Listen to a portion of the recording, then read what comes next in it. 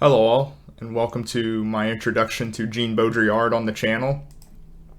Now I want to do a unique way of introducing Baudrillard here by actually using his analysis of Foucault and his analysis of power in Forget Foucault, because it can be interesting to see how our last two thinkers on the channel with Foucault and Deleuze, and we use that to relate each other with power and desire. And Baudrillard's going to pick this up throughout this text, actually.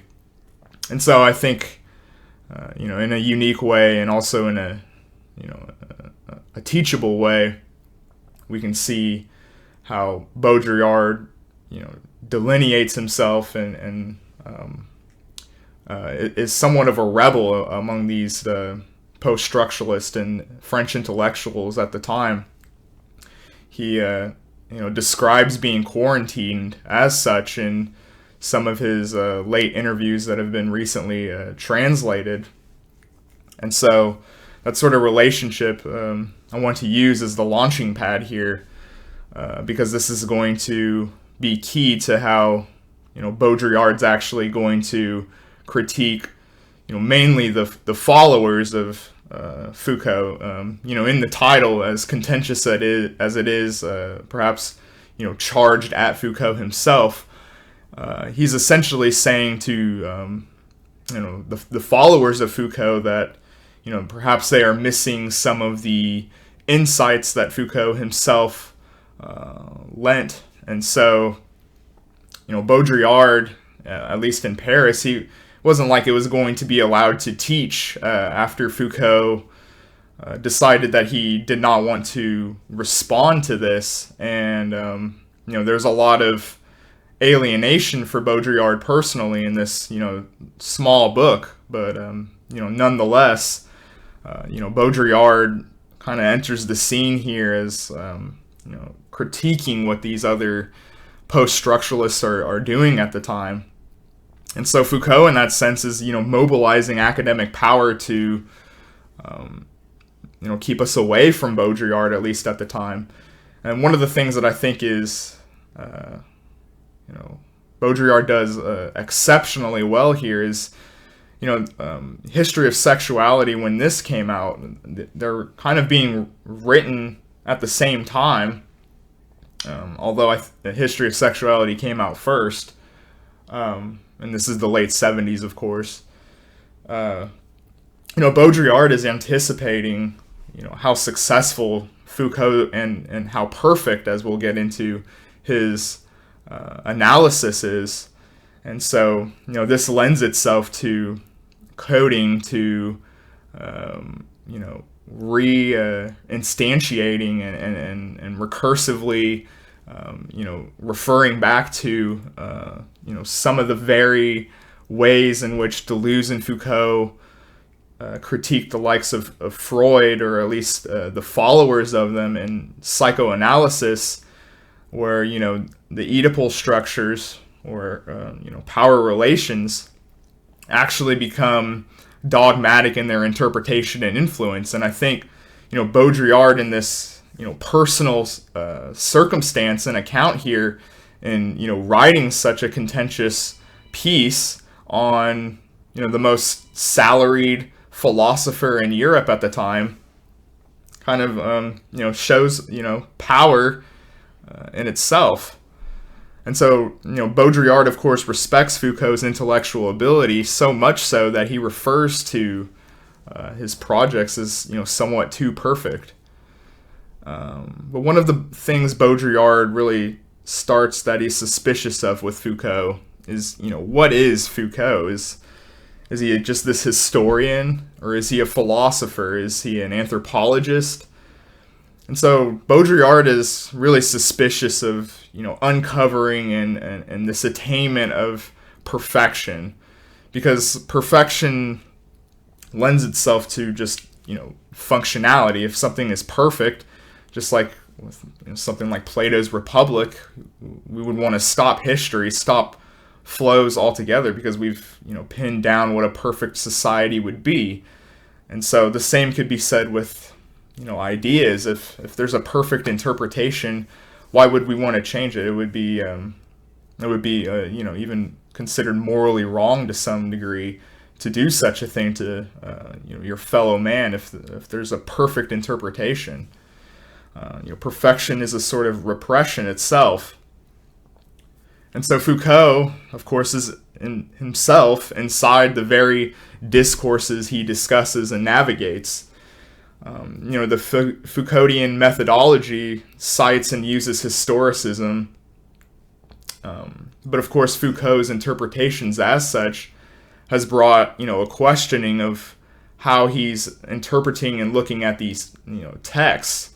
If he's building a historicism or an archaeology, he's self-limiting in that discourse to conform to what his analysis is. I think Baudrillard is trying to somewhat push us towards. Did Foucault search going into his historical methodologies with these ideas already presupposed, and he was just trying to frame them and line them up as such? I think that's an interesting charge that Baudrillard puts, because Baudrillard effectively is saying no matter how precise or specific his historical methodologies, his citings, Foucault can never declare, or anyone in postmodernity, that his system is any more true than any other analysis or interpretation of a text. Because of course, especially with Baudrillard, this kind of idea that you're going to find the ultimate truthful interpretation to a text or a truth system, if you will, that of course is an absurdity for someone like Baudrillard. And so the followers of Foucault are going to ultimately code on to how a genealogy and this historical rigorness, if you will, ultimately tries to push itself towards the forefront of what truth and what good analysis ultimately is. So Baudrillard in the 70s is already anticipating how successful, how perfect Foucault's philosophy will be replicated in power relations amongst his readers. So for Baudrillard here, he truly thinks that Foucault speaks so well of power because at this point it's already dead or disappeared. And I think this idea really hits home, of course, on this channel because I've talked at length about the fallenness of the written, of problematization, where when we're bringing attention, or just as Foucault brings attention to power, you're already too late in that sort of sense. And I think Baudrillard takes that up a lot in his work. And so Foucault only really sees the telos and really the power of never having a sort of conclusion in the political. In other words, it's just the telos, replicating and having these different phase changes. So for Baudrillard, a genealogy of power is an absurdity, as power was always put into this potential at any time. And so any sort of change here and any sort of going to a sort of capillary function, in a sense he's saying that power kind of complemented what biological sciences and what was going on in other disciplines at the time, which Baudrillard is suspicious of, because he thinks that the capillary and to have such a phase change means that it was already there to begin with. And so Foucault, especially in his analysis of sexuality, if it's so perfect, is this actually showing that very aspect of power relations and the sort of spiral metaphors? Is this actually about to disappear itself? Now, when we turn to the order of things, and one of the famous Foucault descriptions of the end of man, where he's washing into the sea. But one of the things that Baudrillard, and you're going to see this theme in all of these discussions really on Baudrillard, is what does that actually mean? What was man just before he washed away into the sea? What was this heterogeneous idea of something like sexuality or something like man that Baudrillard is suspicious of? And so Foucault, by calling attention to man and the thesis of reversibility, a Baudrillardian term, and this call to the end of man, is actually marking its very birth to begin with. And so this perhaps is now where we want to kind of discuss really what some of these Baudrillardian terms are, with something like simulation. For Baudrillard, simulation is this casting into the virtual and put into a sort of image. And now turning to his ideas of sexuality, the sexual simulation finds a new existence that Foucault cannot account for, because in the spiral idea or a genealogy, at some point this really is saying that sex was clear and homogeneously understood when you look at these things retroactively. But sexual simulation was always open to change and resisted identity in its entirety. And with a lack of recognition that it was always a multiplicity and didn't morph into one of these, this affirms that sexuality used to be singular or unchanging. So this is where he's, kind of putting the charge out to Foucault that, you can't actually talk in a genealogical sense about, simulation of machines and the mechanisms being a part of this wider spiral instead of a just, power and sexual relationship dynamic. In other words, there's this belief then that, there is this original sex, that there is this, again, this homogeneously coded and understood way that sexuality used to be, that Baudrillard thinks underlies really with the Foucault project here, and he's very suspicious of that. For Baudrillard, and again, I can't stress this enough with a lot of ways that Baudrillard is looked at and read here, something like simulation isn't just media. Simulation has always been there, and he'll go back all the way to Troy to say that these simulations and whatnot have been around far before this technocratic element that we see with something like the Matrix movies, and so the technocratic elements in contemporary times doesn't really sufficiently realize what Baudrillard is saying. Simulating in the virtual always was or lended itself to being dynamically put for these very changes that we're focusing on. And then Baudrillard turns to the famous panopticon, which of course is this observational, more despotic description of power. But for Baudrillard, this is now a passé, because of course the simulation and the idea of a transparency and the punishment of observation fails to address the way surveillance has manifested itself, if you will. And in this current simulation, how can we talk of power without understanding the most basic interactions in a society? In other words, how can you account for simulations situated in technological spaces with this sort of passé way of trying to get at transparency? And now shifting to how Baudrillard on the repressive hypothesis. Repression is really just this trap to lend to a sexual interpretation of positivity and immanence. this, in other words, is assigning a culture to a sexual discourse.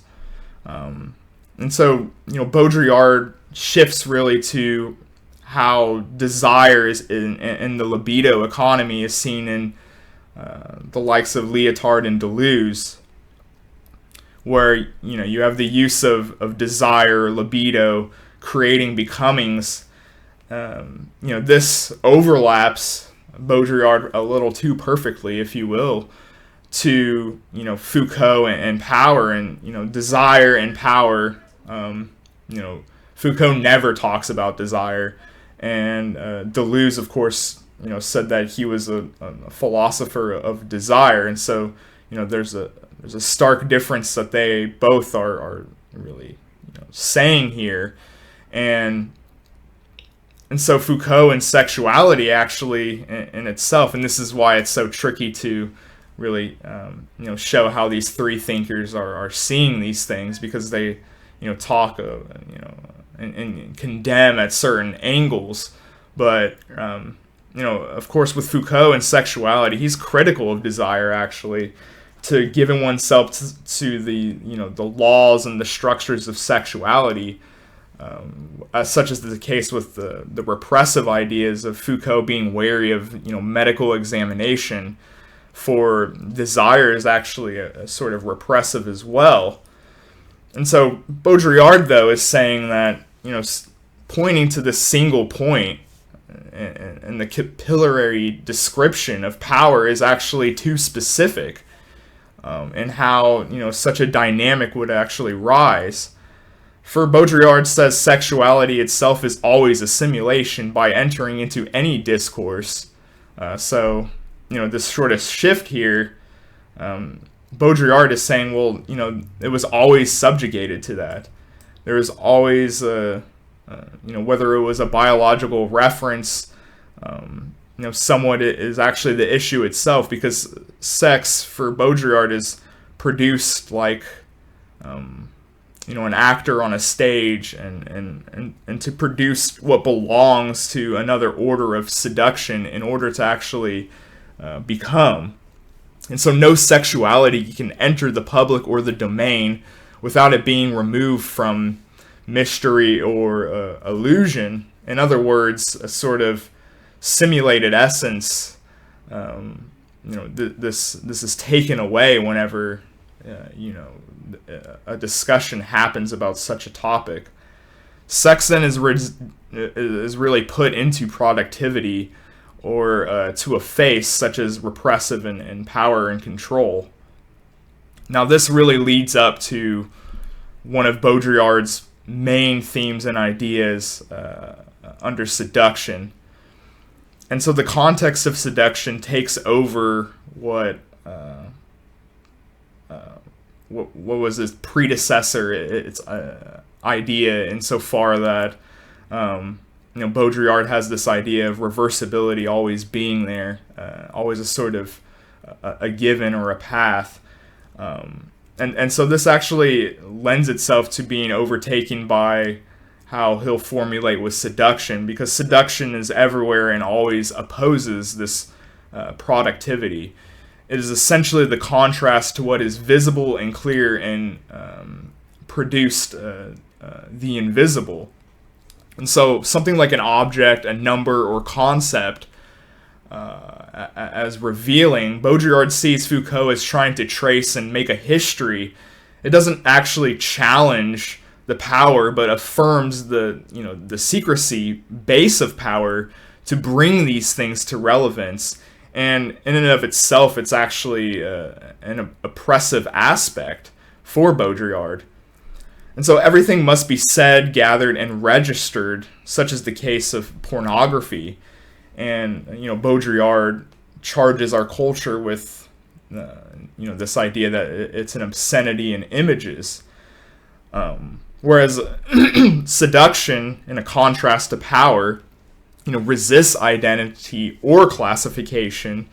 And in many respects, perhaps we could say immanence, and really the allure of how the simulated mechanisms, the sort of deterritorialize yourself.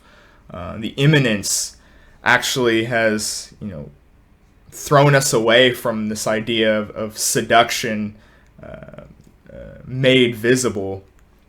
And, this throws off that, seduction was actually always there. Now, of course, one of the frustrating parts, of course, with such a thinker, with Jean Baudrillard, is, this idea of seduction, which, lends itself to that sort of slippery, dynamic interpretation and way he uses this over the span of 40 books. But we have to, somewhat look at how, nonetheless, seduction to him is somewhat, changed. But nonetheless, when we discuss seduction, even in our language, it is itself repressing it. And so Baudrillard, though, of course, is going to talk about seduction constantly. And, we're discussing seduction, but it's, of course, always there, and our discussions are limited, and actually transhistorical in that sense, or at least in its fullest sense. And so you have to ask, is it the force of every driver of mechanism of seduction or systemized thought? But why are we actually going to discuss such a thing if it's always intrinsic to every system created? And of course, Baudrillard's going to say that Foucault, a genealogical methodology to this is, it's not equipped to, ask such a question. It's not equipped to look at something like seduction, because of course a genealogy, codes onto it. Foucault, in that sense, is constantly trying to form methodologies and historical interpretation or the citing of such changes and epistemes. Is ultimately to find, this clarity of seduction, of mystery. Now, continuing with, one of the funnier things about, or one of the ways he employs humor, he's a rather humorous writer, I would actually say. A lot of people would say that. Is, of course, this association with the orgastic functionality, the sexual desires in the moment of pleasure. Of course, with Foucault, he, talks about, bodily pleasure, the climax. And for Baudrillard, this is to say that we're so into the climax, into that orgastic state, that we're actually becoming, premature ejaculators. And such a way of going about this, you're not actually challenging any sort of power dynamic, but you're actually feeding into it, trying to form clarities about it. For Baudrillard and this sort of discursive of power, this feeds into the very logic you see in post-human ideas, rather than being revolutionary. Or sort of deterritorialization of the self with Deleuze, you have these certain wants, and you can understand them perhaps more clearly, and then mobilize as such. And this sort of procedure relies on a sort of subject position, such as the case with Deleuze and the realizing this sort of space for yourself. To understood, what's subversive and then act upon. But this ultimately, again, just feeds into the very logic of the systems that they are critiquing or trying to overcome. And I think this really, shows, even with my own interpretation of Deleuze, one of the more common interpretations, certainly when it comes to actually using it for politics, is the Deleuzian idea of the sort of ratio, or the analogy really of that the patchwork of the quilt, and how we can re-territorialize and sort of make this sort of ratio that aligns the state and its coding and the flows really, or how they rub up against each other. And I think Baudrillard kind of describes that here in a certain way. And so Baudrillard actually thinks that this is why something like single-party, totalitarian, authoritarian regimes don't work, because it's much more in a sort of duality with these schemes, such as the two-party system in America. A totalitarian one-party system doesn't allow for reversibility, even if it's not real, if you will. A duality is still open to seduction, still more dynamic, if you will, because everything wants to be in this cycle to be reversed or exchanged. Reversibility is always there, and as such, something like seduction is stronger than power. It is reversible and impressionable, while power is totalizing and in the value or mortal realm. And so the charge really towards Foucault is that he's unmasking all these causal illusions of power, but he doesn't describe anything about the simulacrum of power itself and its history, such as what Baudrillard will do in Simulacra and Simulation. Power cannot be singled out or consolidated in a finite position or given a face, if you will. And any attempt to do so actually paradoxically diminishes power by coding a sort of face. And so, this sort of way of looking at this is how Baudrillard really sees social revolutions. This idea of a rupture, of a deterritorialization that's gonna, change the system or bring it to a crash, the magnificent event. Baudrillard looks to someone like Kafka and his example of the late Messiah, where we are always awaiting for this revolution, for this event, for overcoming, if you will, the Marxian, the Marxist false consciousness, but it never arrives on time. And so Baudrillard says how insignificant then is really the revolution and the Messiah, that they cast a shadow over that very reality, after where things prior, never needed the Messiah before him. But ultimately, it's never on time. So how important really is a revolution or Messiah if we're always anticipating it, but things actually already are the way they are before anyway. And so the revolution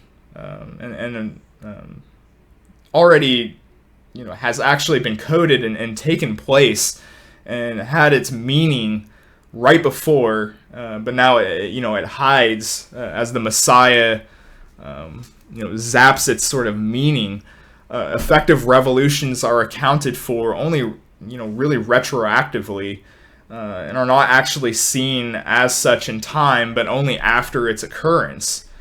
And so we should be wary of forcings and these sort of becomings revolution if such changes are actually to occur. A cycle for Baudrillard is completed when the day-late Messiah uselessly reaffirms what happened before, and the sign or simulacrum is replayed before, and it's sort of death, and it just falls behind the horizon of truth. And so power is no more help than the secret, and the same as the secret, it doesn't actually exist. Again, this is one of the famous ways Baudrillard, says that power is invisible, or at least it's fullest, if you will. I don't want to charge this too much here, because of course Baudrillard would, be a bit contentious with such a description. But trying to name the Messiah or revolution by doubling it together in this deferral and creation of a locus of power. And this actually, if you look at the binary between negative or that sovereign power and productive power, this actually ends up creating a negative result when you double it. And so Baudrillard continues really with images where there was once a time where power was allowed to be sacrificed in the symbolic game, and possessed a sort of moral quality of what needed to actually be sacrificed. Again, when we get into other texts, he actually traces such things to Christianity and the sacrifice, but ultimately the copy creation, and how this is actually shifted, and so people do not account for power and its actual secrecy, because now there is no ritual for the sacrifice in an authority. And Baudrillard sees this as a loss, such as power loses possibilities, and when it's symbolically exchanged, is lost or lacks the attachment to those symbols. And so the gods held the position of power, and people hold the divine right subjugated or sacrifice themselves for it. And so this ceremonial idea of sacrifice was accepted in really the role in the pre-modern, pre-capitalist society that I think Baudrillard has an affinity. One of the things, of course, considering myself as a man of the right, when you look at Foucault's project, and of course Foucault doesn't say this himself, but Baudrillard somewhat pushes closer to it, I would say, is the pre-modern sovereign idea of authority actually required a much more rigor towards sacrifice, because of course for Baudrillard, when you make power visible, this is a huge gambit, but this is of course lost in the capillary power. And in that sort of sense, he's charging onto Foucault here that capillary functions of power actually means that power is nowhere. And that's really the thesis for Baudrillard is, if you're talking constantly and analyzing power and assigning these sites of power, then, you're missing the secrecy of power and how it's actually hidden. And, the authoritarian or the face of power actually diminishes themselves by declaring themselves the arbiter, and ultimately, they actually become ritualized and sacrificed to, return power back, away from the unworthy, to ultimately, make invisible again, to be reversible. And so ultimately, though, we've convinced ourselves that power, comes about and plays a key role really in our lives, and power is identified, while Baudrillard's trying to say that seduction is the antithesis really of this.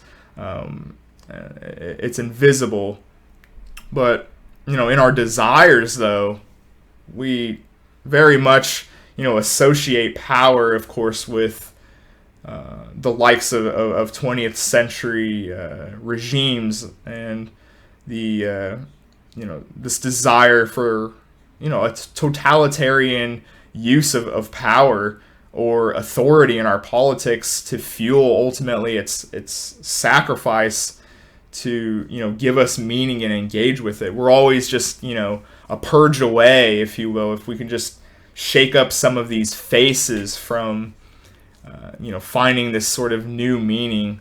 And I think Baudrillard, of course, is very suspicious of that. We desire to become, make power become into being, and ultimately into an oppressive state. And the retaining of power, or made into becoming, actually, by doing that, you can challenge, because it's no longer invisible. We code and overcode now in our ideological schemes of this idea of, everyone else is this sort of fascist in the street. Fascism for Baudrillard was the power of the ritual of the prestige of death. And so its mode of, or at least its coding, was this sort of upmanship. And when you turn to aesthetics, this lost that sacrificial idea. It was really the last gambit, and